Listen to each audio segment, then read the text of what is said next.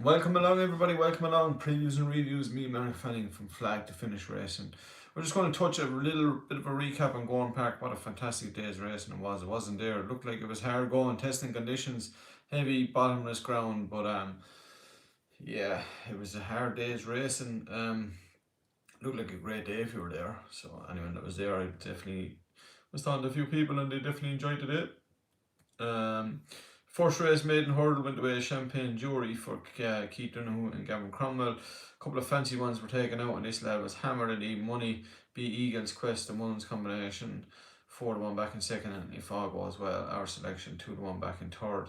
Then we went to the Manor Opportunity Hurdle, and it was won by the combination of the day, really. We'll touch on that in a minute. Owen Staples, jockey going places, Gavin Cromwell, the lovely man, 11-2, beaten on the ropes at 50-1. Our selection, Gordon Junner with Josh Williamson in the saddle, ran incredibly well. I think he finished 5th or 6th, but cut out a lot of the running. A long way home there today. Then we went to the support and feature race today. This is the Galmai Hurdle Grade 2, or 2 miles, just short of 3 miles, and home by the lead. Enigma, that I touched on him, the Enigma that home by the lead is, of course, multiple Grade 1 winner. Back to his brilliant best here, beating Staffordshire Not, very warm favour, back in second by half a length. And the old boy who we selected, Jerry Colomb, as well, about 18 lengths back in third. Fantastic performance from the winner, and all roads lead to the stay in division for the rest of the season. I think these conditions will suit him well, so if it's heavy ground, it comes to his forte. So, do you know what? I hope he does land another big one before the end of the season, hopefully. And he's just a real good horse that once he's known how to be ridden and how to be trained, which the combination of Joseph O'Brien and JJ Slevin are well able to figure them things out, and when they do, he's a real winning machine. So fair play to home by the lead. Then we went to the Langton House Hotel Handicap Hurdle, over 2 miles. Our main selection didn't run. I said keep an eye on Harty Cup, and he finished 4th in the money at 12-1. Hopefully people had a few quid each way. It was the winner though. Merrily for Philip Rockwell and Tiernan Power Roach at 9-1. Our other selection, our main selection, was the Philip Rockwell horse, and he was an honour, so that might have been a tip in itself. Got the better of West of the Ignies in second by a neck, 94 favourite. Then we went to beginner steeplechase, and a horse that I was about to put in and I didn't, so it's all coulda, woulda, shoulda, says the chance. Beating our selection Finicalai, or Finicaloo by a short head. Mullins completed a 1-2-3 with King Alexander back in third, with 14-1 shot with Danny Mullins, who's riding out of his skin. In those prominent Simon Veneer and Isaac Swade colours, who he combined in Down Royal at massive odds, so he's having a bit of success, is Danny in those silks. And how often have we seen it? The outsider of the Mullins with Danny Mullins combining. Gave it a cracking ride, actually. A cracking ride from where he was and got him home. I actually didn't think it was probably the finish of the day, really. The first 4, short head, a nose and a neck, separating them. It was a fantastic finish to watch. Then we went to the feature race of the day, and now is the hour here. Got up to be Better Times Ahead. I actually thought Better Times Ahead held on first viewing, even second viewing, until I seen the slow frame, or the freeze frame even. And now was the hour for Gavin Cromwell and Owen Staples, a jockey really going places, claiming jockey who combined earlier on with the winning trainer to win the Adair Manor Opportunity Hurdle, and he's only going to have all going well. Touch wood that he says safe and sound, because he's got some career ahead of him, this young fella. Give this horse some ride. There was only 5 finishers in the feature. We tipped 3 in the race. She Could Be Anything at 33-1 was back in third, so hopefully everybody collected. But Spanish Harlem was painful. I tipped 3 in the race. Spanish Harlem I gave a good shout to, and poor Sean Cleary Farrell looked like he might have actually might have won. He just hit the last and he got ejected out of the saddle. A tough bitter pill to swallow for a young jockey that's going places. Spanish Harlem at 40, so yeah, it was a hard one to swallow. But She Could Be Anything collected our other each way play, and answer the KF was the fourth finisher back in fourth. And then the bumper, I selected Our Trigger, and I said, look, it was only a watching race, was Hammer, this youngster. Half brother to Gaelic Warrior, I think. Don't quote me on that one.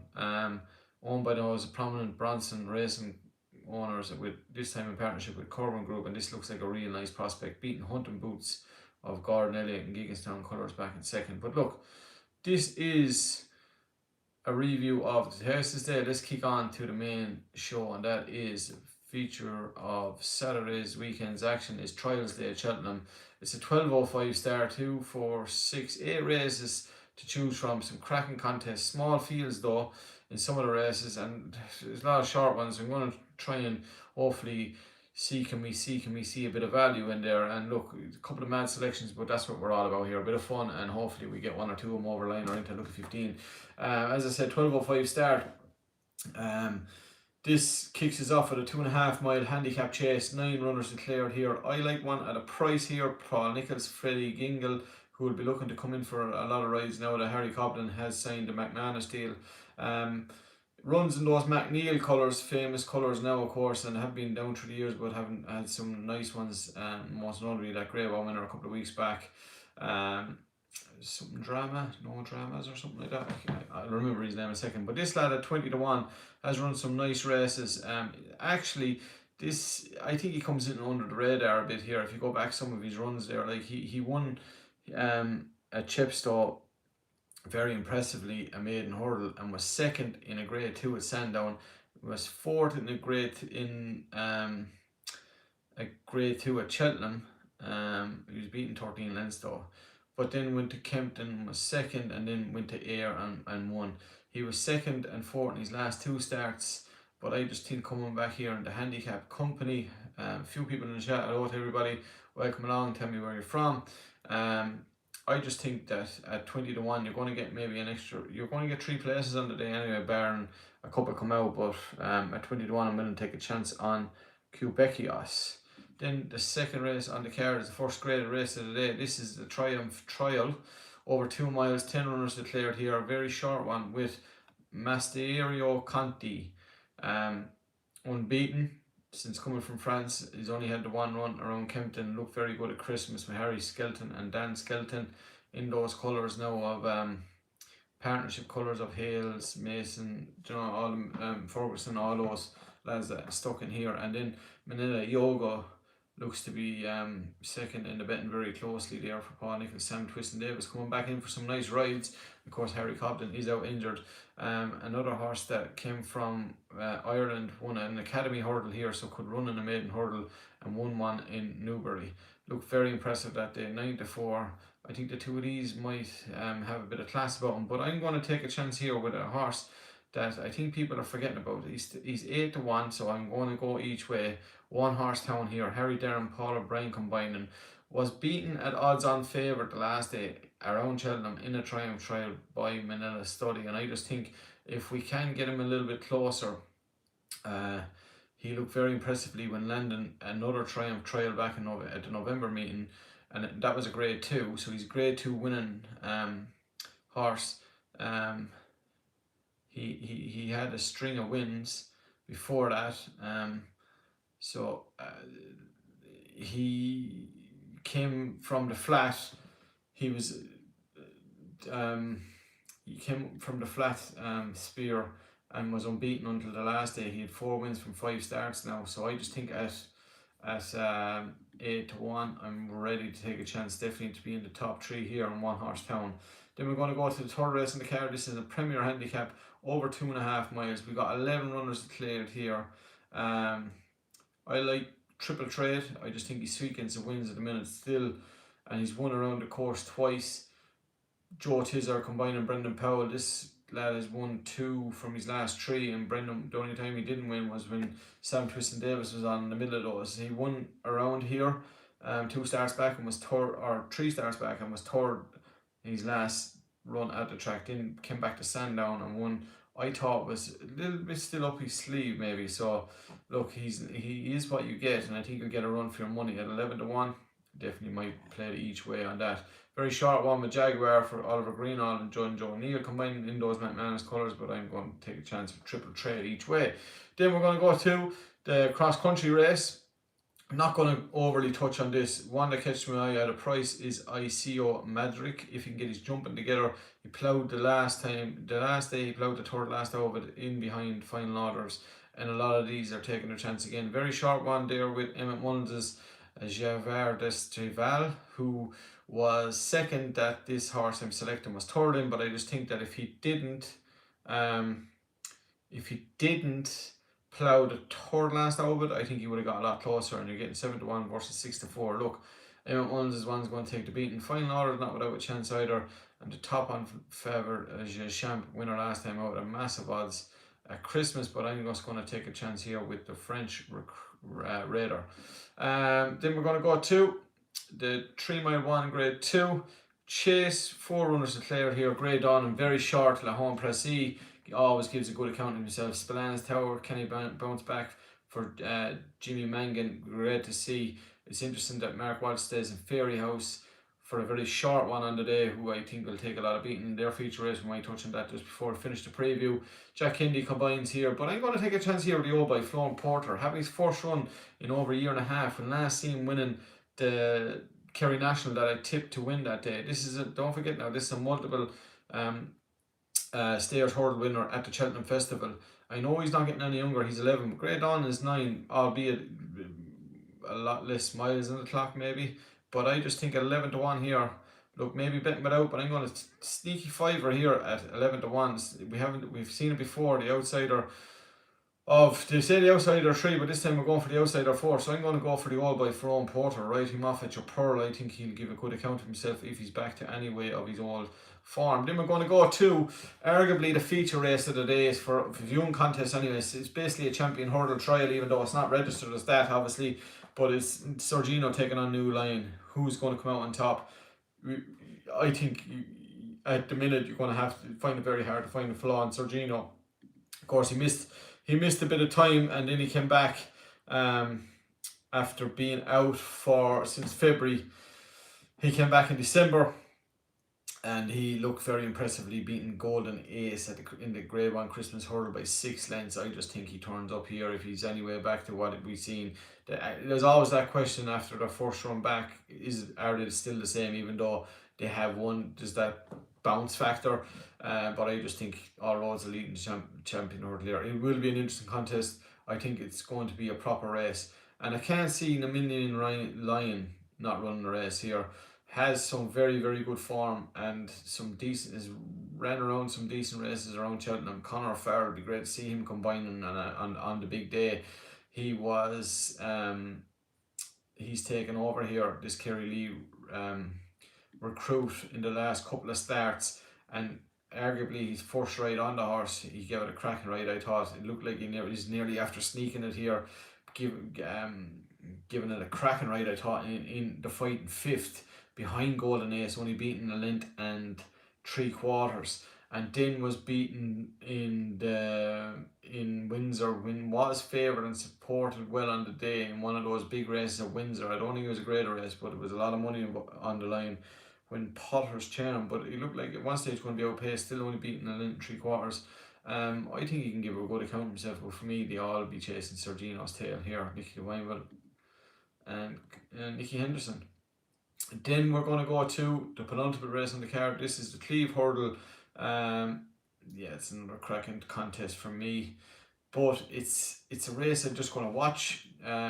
Is Imposse Toy in the colours of JP McManus, Nicky Henderson, Nicky Devine, but is he the real deal? It looks like he's really turned the screw here and has gone on a sequence of 3 or 4 wins in the bounce. His odds on at the favourite. Top one, Nigel Sam Twiston Davis. That has some sneaky little form as Gowell Road, and if I was to go with one each way, you're only getting 2 places. That's the key. If there was 3 places, I'd definitely have a bet each way in the race on Gowell Road. But for me, I'm just going to watch the race. But look, it looks like a nice little race on paper. Then the final race on the card. This is a novice hurdle, a grade 2 contest, over 2.5 miles here. Again, we've got a short enough one here with Active Innocence. And it'd be interesting to see, he was beaten the last day by Manila Yoga, Paul Nichols's runner. It'd be interesting to see how that runs in the first, and this might sway us into betting here. Active Innocent is short enough. I like one here though, heads up for John McConnell coming over. John McConnell always does well at these Cheltenham meetings, that and when the yard fires, it does fire. Danny Mullins comes over for the ride, he's only riding the card. This lad I thought was very good around the stall, beating winning the maiden hurdle, but his bumper form is very, very interesting. Like, he was fourth first time out, and then was second in Galway, but then won a decent bumper by smashing him by 24 lengths in Punchestown. Was second in behind a very good one, Calypso's Chance in Navan, and then was second behind Bambino Fever in the Cheltenham Festival bumper. And as I said, won a maiden hurdle around the stall, and was arguably, I think he should have won, but he had a few mistakes in the last day, and he was beat by a horse called No Drama This End, who has since went on and won a Grade 1 in those famous McNeil family colours, Grade to C, for Paul Nichols. So he was beaten by a good one on the day, a future Grade 1 winner. So heads up for me. He's around 9 to 2, 5 to 1. So he could be a cracking little play each way. And that's where I'm going to leave it. So I went through every race on the card. As I said, there's one race where I don't really have an opinion of. If there was 3 places, I'd have one each way, and maybe I might even have €1 each way on it on the day if it's 20 to 1. But that is a cracking day's race, and we're going to see a lot of it. It's going to be interesting to see the New Line and Sergino taking on each other, and what can happen really, and it gives a clearer picture of the champion hurdle. It looks like a cracking contest. We might just touch quickly on Fairy House. I'm actually going to be there on Saturday, so it's going to be interesting to see. As I said, Mark Walsh is staying in Ireland, and it's the feature race of the day, the Solarina, who was a fantastic mare. I remember her winning a lot of good races for the Bows. Yeah, it's Grade 3 mares novice hurdle. I think it's a match bet myself between Palace of the Nation for Willie Mullins and Paul Townend versus Old School Outlaw, who's very, very short, getting hammered all the time. 1 to 2. As I said, Mark Walsh stays here instead of going over to ride the Grade 2 in Cheltenham with Jimmy Mangan's Spillane Tower, who he has won a Grade 1 on. So it's interesting. So yeah, I think definitely all eyes should go there. I was actually thinking that Willie's horse for me will take the beating, but I'm going to side with the warm short odds on favourite, which you don't see me hearing saying too often. Old School Outlaw. I'll be interested to see. As I said, I'm going to be there, so I'm going to be really intrigued to see what this little contest can throw up. That's Cheltenham's card previewed. Again, hit the likes, hit the shares. It all means a lot. It only takes a second. It doesn't cost you anything, and it really helps the page grow. Again, I'm Mark Fanning, Flag to Finish Racing. Thank you.